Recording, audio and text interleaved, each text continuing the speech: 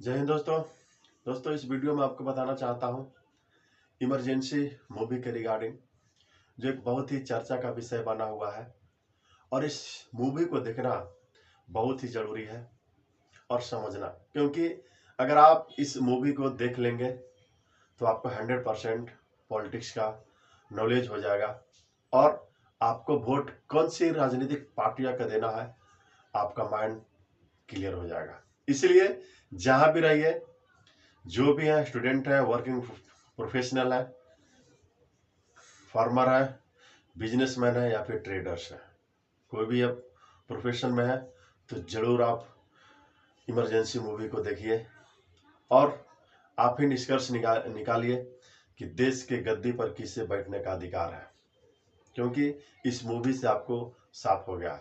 तो सबसे पहले मैं कंग्रेचुलेट देना चाहता हूं कंगना टीम को जो इतना साहसी की हुई है। दोस्तों आगे बताने से पहले सबसे पहले आप हमारे चैनल को फॉलो कर लीजिएगा, क्योंकि हमारे माध्यम के द्वारा जो वीडियो आएगा सबसे पहले आपके पास ही पहुंचेगा। दोस्तों मैं बताना चाहता हूं इमरजेंसी मूवी एक्चुअली जैसे वे 1975 में जब भारत में इमरजेंसी लगा था उसके रिगार्डिंग है। जब हमारे देश के प्रधानमंत्री श्रीमती इंदिरा गांधी हुआ करते थे, एक ऐसा टाइम आ गया था जब क्या वजह हो सकता है अब उस समय की राजनीतिक दलों को ही पता होगा, क्योंकि हम लोग के पता ये सब बात नहीं है।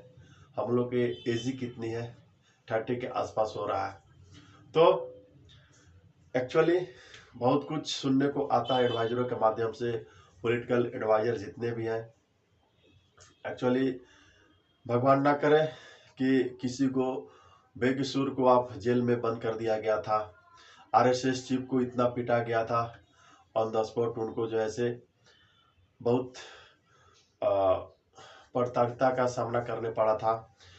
कुछ पत्रकार भाई बहन इस तरह का थे जो कोई भी कंटेंट क्रिएट करते थे, लेकिन अगर वे छाप दिए तो उनको भी जेल हो गया था, जिसको बोलेंगे तानाशाही की सरकार हमारा देश में था।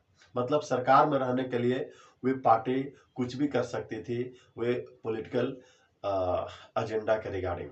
तो दोस्तों जो दिन था 1925 के आसपास भारत के इतिहास में, उसको कुछ राजनीतिक पार्टियां के माध्यम से ये ब्लैक डे है। ब्लैक डे इसलिए है, फॉर एग्जाम्पल आप एक पत्रकार हो, आप देश के लिए आवाज उठा रहे हो, नौजवानों के लिए, गरीबों के लिए, स्टूडेंटों के लिए, बेरोजगारी के खिलाफ, तो उस समय आप नहीं बोल सकते थे। अगर बोले तो फिर आपको जेल भेज दिया गया था। इस तरह का कंडीशन सामने आया हुआ था। जितने भी राजनीतिक पार्टियां के टॉप लीडर थे, फॉर एग्जाम्पल अटल बिहारी वाजपेयी, और बहुत सारे राजनीतिक पार्टियां थी जिनको उठाकर डायरेक्ट जेल में बंद कर दिया गया था। तो इस तरह से तो एक्चुअली जो मूवी है, तो मूवी भी कि मैं बात करूं तो सबसे पहले बहुत ही शानदार जो एक्टिंग करने जा रही है वो एक्ट्रेस है कंगना रनावत। दोस्तों कंगना रनावत हमारा भी फेवरेट है, सब मूवी उनका मैं देखता हूँ। उसके बाद अनुपम खेर जी है, कुछ है यहाँ पर श्रेयस तलपाटे जी है, जेबी प्रकाश जी है, अर्को है एंड मनोज एम है। तो ये एक्चुअली सब भूमिका निभा रहे हैं इस मूवी को बनाने के लिए।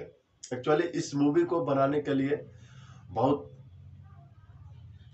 स्ट्रगल करने पड़ा कंगना रनावत जी को, क्योंकि उनका स्टेटमेंट आया हुआ था कि इसको दबाने के लिए बहुत प्रयास किया गया, पॉलिटिकल एजेंडा जो भी हुआ कि इस मूवी को आप बना नहीं सकते थे। यहाँ तक कि उनका जो एक्टर थे उनको भी धमकी भरा कॉल आ गया था। तो दोस्तों इस तरह का खास करके भारत है, सबका बोलने का अधिकार है, किसी का अधिकार कोई छीन नहीं सकता है, लेकिन उसी तरह से दूसरी ओर जो भी गलत कर रहे हैं उस पर कार्रवाई भी होना चाहिए। जो रियलिटी है रियलिटी सामने आना चाहिए। दोस्तों एक ऐसे मूवी है, फुल एल्बम यहाँ पर ऑलरेडी रोड मैप हो चुका है। तो रोड मैप के लिए जैसा कि मैं बताया, इमरजेंसी की ये सब नायक है, इनको, ये टीम को सबसे पहले कंग्रेचुलेट तो बनता है। बनता है इसलिए क्योंकि बहुत सारे भाई बहनों के एक्चुअली पॉलिटिक्स के बारे में नॉलेज बहुत थोड़ी ही बचा है, क्योंकि जो इलेक्शन अभी हुआ है लोकसभा इलेक्शन 2024 में, ये इलेक्शन एक्चुअली विकास के नाम पर नहीं हुआ, ये एक्चुअली जातिवाद के नाम पर हुआ है। सब जात अलग में बट गए। लेकिन मैं सबसे पहले मोदी जी को सराहना करना चाहता हूँ कि वे भारत के इतिहास में तीसरी बार जैसे माननीय प्रधानमंत्री बने, क्योंकि अपने वे इतने भारत को आगे बढ़ा दिए हैं।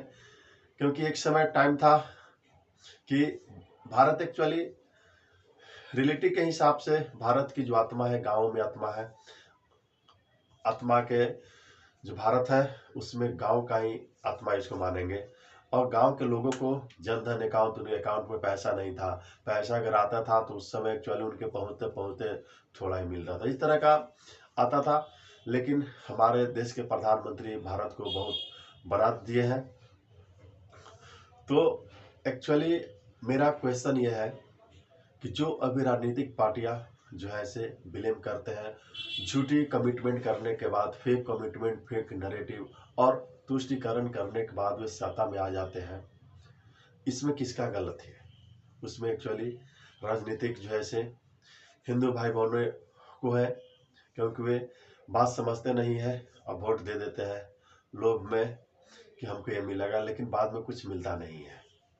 सरकारी पार्टियां वोट लेने के लिए कौन सी एजेंडा लेकर आ जाती है कि मैं ये करूँगा, फ्री में करूँगा, बिजली दूंगा, पानी दूंगा, महिलाओं को इतना पैसा देगा और फ्री में बस, ये बहुत तरह का है। लेकिन बाद में रिजल्ट क्या आता है? रिजल्ट सिर्फ एक ही आता है कि सरकार तो देती है लेकिन गरीबों को, आम आदमी को एक्चुअली वहाँ पर जो है पैसा उनका पॉकेट से काट कर, राइट।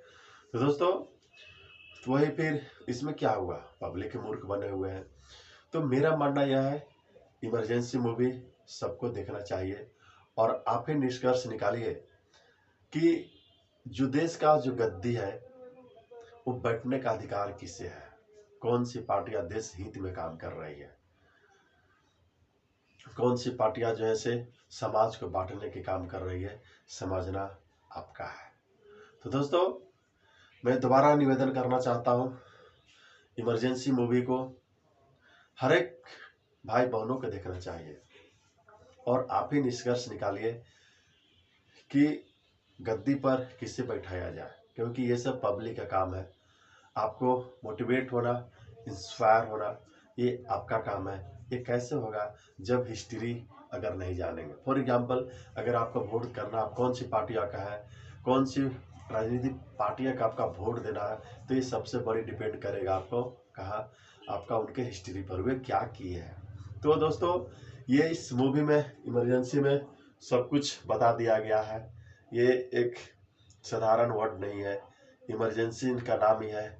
इसलिए हमारा दोबारा से रिक्वेस्ट है, आप भी जाइए, टाइम निकाल के जाइए, जरूर देखिए और देखने के बाद जरूर रिव्यू कीजिए पॉलिटिकल एडवाइजरों को, और जो भी आज नफरत की राजनीतिक फैला रहे हैं उनको रिप्लाई दीजिए।